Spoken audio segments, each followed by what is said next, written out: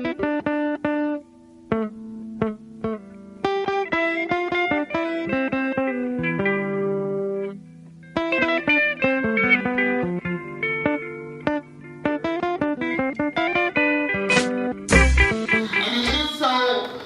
to be here with you tonight. I am deeply honored to be here with you tonight for this powerful prophetic project.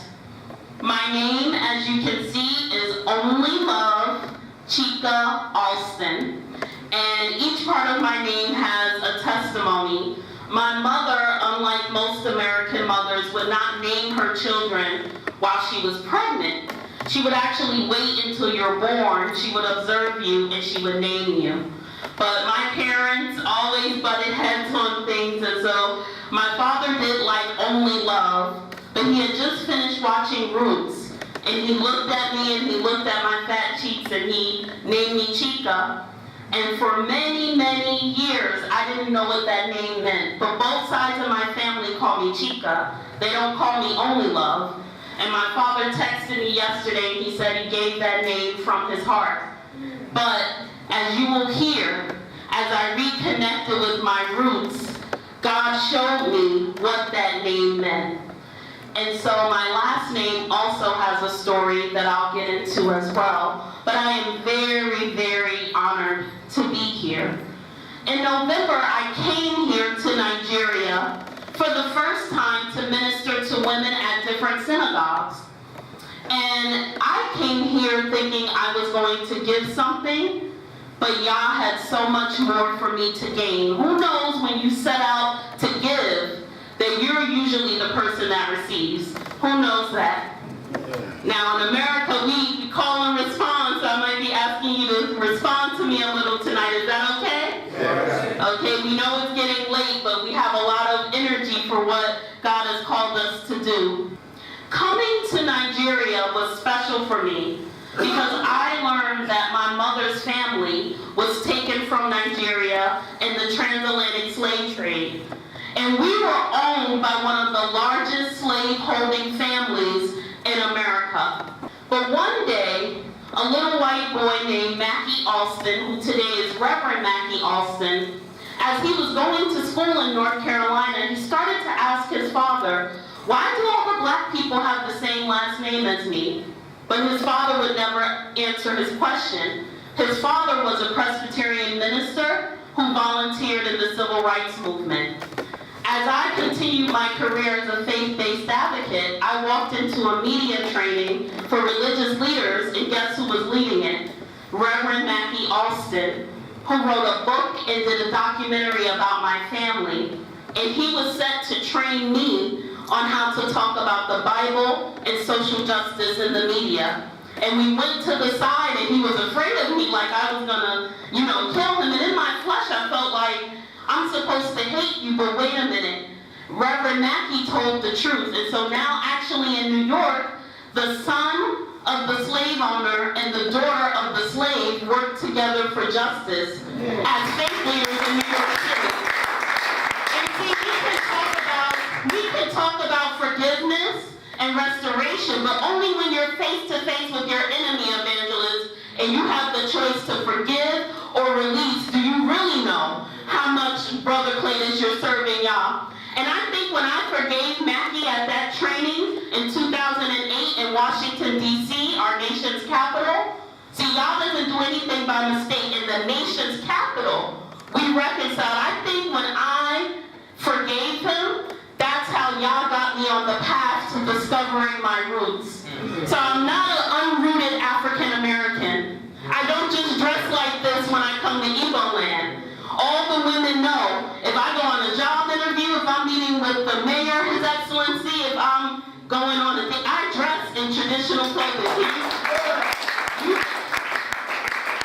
have a business called Chika's Closet. I love my culture. I love my people. And I'm just blessed to be rooted.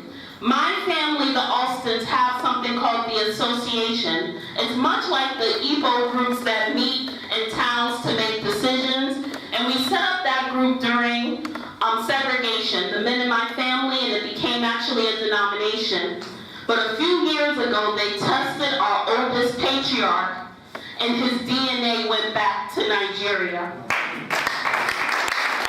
So what I hope to do is in August go to the association and present to the elders about this work, about the Joseph Project, so that my family can know that we can actually have a place to call home. Who knows that we are in a time of divine restoration? Who knows that? What Yah did for me, he can do for you. Your ancestors may have not been slaves, but I know what the Igbo people have overcome. As we were walking through Cletus's village in the kingdom of Arachuku, one of the main places Igbo slaves were taken from, we were visiting different people, and at one point Cletus is like, let's get out and walk. And I'm like, okay.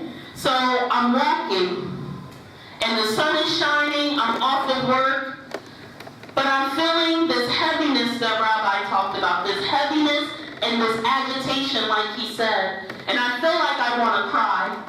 And then Cletus' uncle comes out, who's an elder, and says, come inside. And the elder starts talking about slavery, and that road was the road they used to take slaves out of Igbo land. And I realized I was feeling spiritually the pain of my ancestors. I thought I came here to minister, but I was ministered to. And then when we were driving over the bridge, this special bridge, I'm sleeping, I'm jet lagged, and Elder Cletus wakes me up, and I'm thinking, brother, why are you waking me up? You know, I'm jet lagged. And Elder Cletus said, look, this is the bridge where they took the slaves out of Igbo land. And I began to feel sad in my spirit.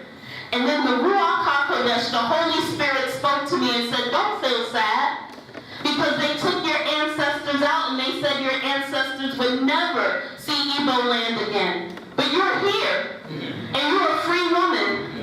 So don't feel sad. Who knows that we are people who overcomes? Who knows that? And so, as I stood on that bridge, Elder Cletus took a picture of me. I said, I want to stand on that bridge. And as I stood on that bridge, I held my head high, because I knew, though my ancestors wept, because they were separated from the land, that through me, Yah was using this experience to get my family rooted again on their own land. And I stood proudly, not proud of myself, not proud of a man, but proud that we have a Father who never forgets his word. And so the Igbo people, like my people, are an overcoming people. The Igbos lost some of the highest numbers of people in the transatlantic slave trade. I've looked at the ship records, and they list the tribes, and all I see is Igbo, Igbo, Igbo. And all the names have Yah at the end. Yah is a part of the Hebrew name for God. So you need to know tonight that your hands built America. Oh, yes. Your hands built America. When we talk about agriculture products and agriculture production, your people, hardly fed, hardly clothed, built America through farming, created the stoplight, created the refrigerator, created the pencil sharpener. All those things were created by enslaved people. Created the light bulb. Thomas Edison couldn't really get it until slave created what was inside the light bulb. So you need to know that your hands built America. And if your hands can build America, how much more Igbo land? Why should your labor and your genius and your anointing go to build someone else's castle? When your genius and your anointing can go to build Igbo land. The man that's responsible for the computer and the internet, an Igbo man. I said, why did they never teach me that in school? So I know that there is a special anointing on this people. As I begin to research the Black or African roots of the Bible in the lost tribes of Israel, I kept coming across these Igbo people. And then I kept coming across Chika, and I learned that the name my father gave me means God is supreme, or God is above all. Oh, yes.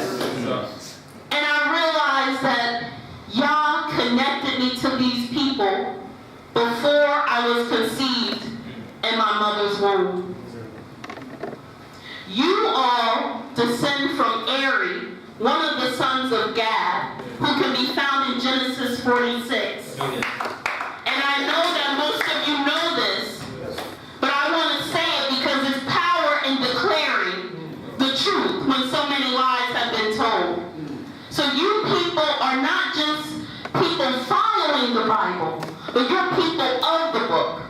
And so all the promises of the book belong to you. African Americans, your children, are an overcoming people.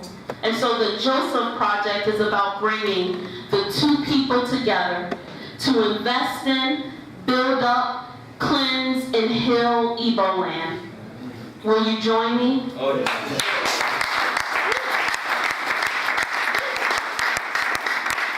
So with that, I humbly thank Rabbi for looking at me and asking me to be the ambassador.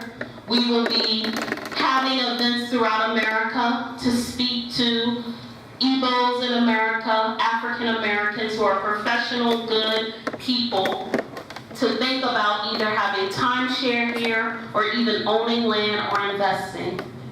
This is a prophetic time, and I believe that the natural and the spiritual go together. Oh, yes. So please keep us in prayer. Many, many young African Americans are looking to the Igbos, especially those keeping Torah. We're looking to you to inspire us to stand up with more pride. So pray for us as I pray for you, and I'm just honored to be home.